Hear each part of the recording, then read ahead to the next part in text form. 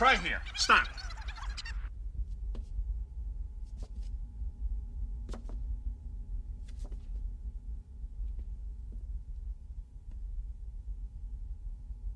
What the hell am I looking at?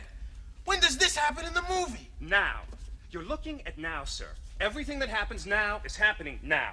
What happened to then? We passed then. When? Just now. We're at now. Go back to then. When? Now. Now? Now. I can't. Why? We missed it. When? Just now. When will then be now? Soon. That was a scene from the 1987 Mel Brooks movie Spaceballs. And I think that scene perfectly encapsulates a subgenre of film that is generally overlooked by critics, which is the parody film. A parody is an imitation of a certain style with deliberate exaggeration for comic effect. In terms of film, a parody is basically making fun of another movie or entire genre, and parodies have been around for almost as long as cinema itself. You hear me? Comb the desert!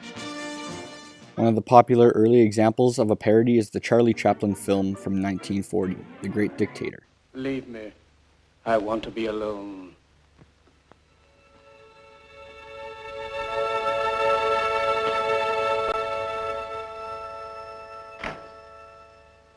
It was a political satire condemning Hitler and the Nazis during the 1930s and early 40s. With all the tension in the world at the same time of the film's release, it was met with mixed reaction. Some people thought it was a hilarious spoof that brought a little bit of joy in harsh times, but others thought it was nothing but an American propaganda film.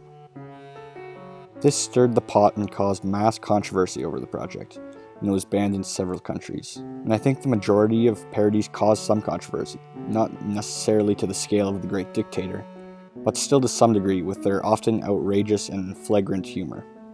That's also the reason why some critics choose to stay away from parodies. They call attention to themselves and they're not supposed to be taken seriously. However, in 2008, this movie came out.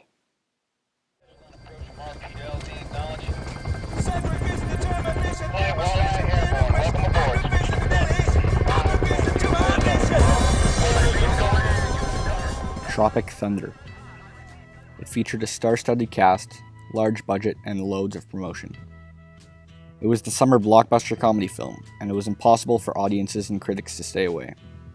Tropic Thunder is a parody on the war genre and on Hollywood itself.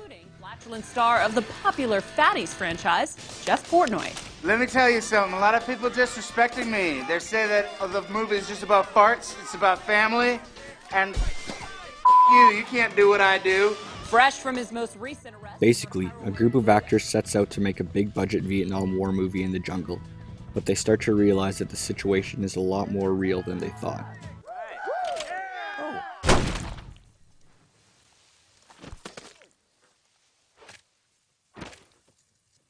They learn that in order to survive, they have to actually become the soldiers, instead of just acting like them for a movie.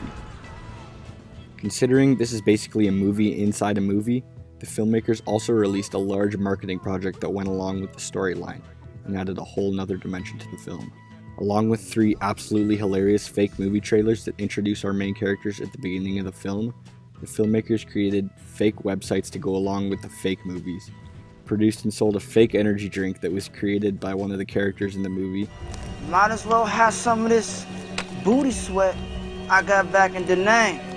And most notably, created a whole separate documentary about the making of the film inside the film called Reign of Madness, which is actually a spoof on the real-life documentary about making Apocalypse Now, called Hearts of Darkness. Hearts of Darkness, a filmmaker's apocalypse. Confusing? I know, but successful nonetheless. It doubled its budget at the worldwide box office, and received largely positive reviews from critics. It didn't come without its controversies, however. Several mental health groups were offended by the scenes containing the subject matter of mental illness. You went full retard, man. Never go full retard. The movie also caught some slack for Robert Downey Jr.'s character portraying an African American.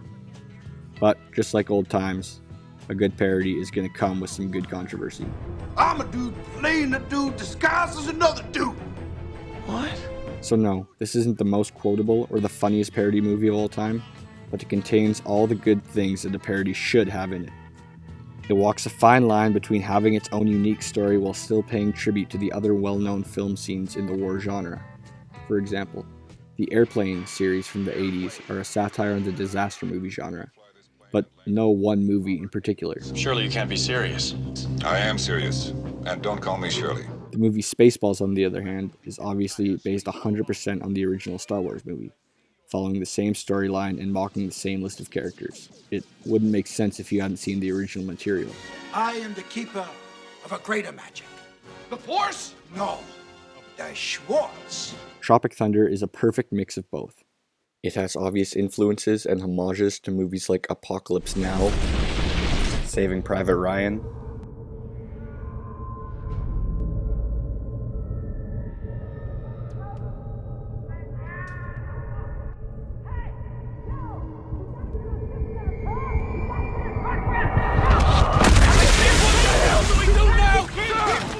and Platoon.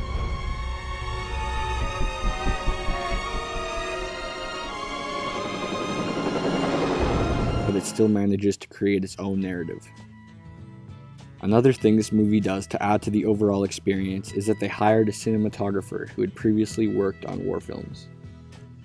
John Toll was the cinematographer for Braveheart, The Last Samurai, and The Thin Red Line before taking on this movie. So his previous knowledge on how a war film should look definitely helped sell the genre the movie was mocking. A big problem with the extremely successful spy parody series Austin Powers is that the visual style of it looks nothing like the James Bond movies it is making fun of. Sure, it has tributes to the bad guys and even Sean Connery's chest hair, but it lacks that true look that all 007s had from the 1960s. A good example of an accurate-looking James Bond parody is OSS 117. It's a French movie that came out in 2006, and the cinematography is brilliant. It really drives home that look and feel to further boost the overall experience. I'll link the Cinefix video comparing the two movies in the description box. But that's just another thing that Tropic Thunder did well. By bringing in John Toll, they were able to capture that distinct look that war movies in general have, rather than bringing in someone who's only worked on comedies before.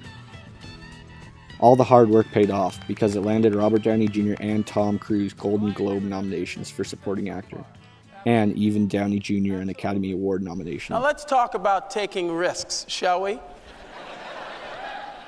Robert Downey Jr. this year with Iron Man and this nominated stroke of genius in Tropic Thunder. You've put yourself back among the boldest and best actors working today. To be a white actor, playing a white Australian actor, playing a black man in blackface. I'll say it, are you out of your mind? To be fair though, they were going up against the late Heath Ledger for his portrayal of the Joker, so kinda unfair. And the Oscar goes to Heath Ledger in The Dark Knight. Nevertheless, Tropic Thunder proves that the parody is a subgenre of film to be taken seriously, even though it may not always take itself seriously. It's its own thing, but it still incorporates the movies in which it is poking fun at. It has the look that matched the era of film it took inspiration from, and it started a discussion with its over-the-top comedy. Hey, how's the adoption thing coming, buddy? Not too great. Well, at least you get to choose yours. I'm stuck with mine. That's a successful parody.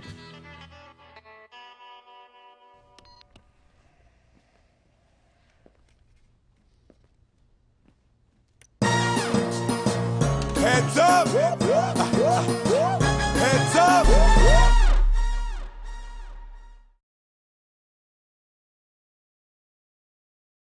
I feel I'm calmest and I'm sort of at one with yourself.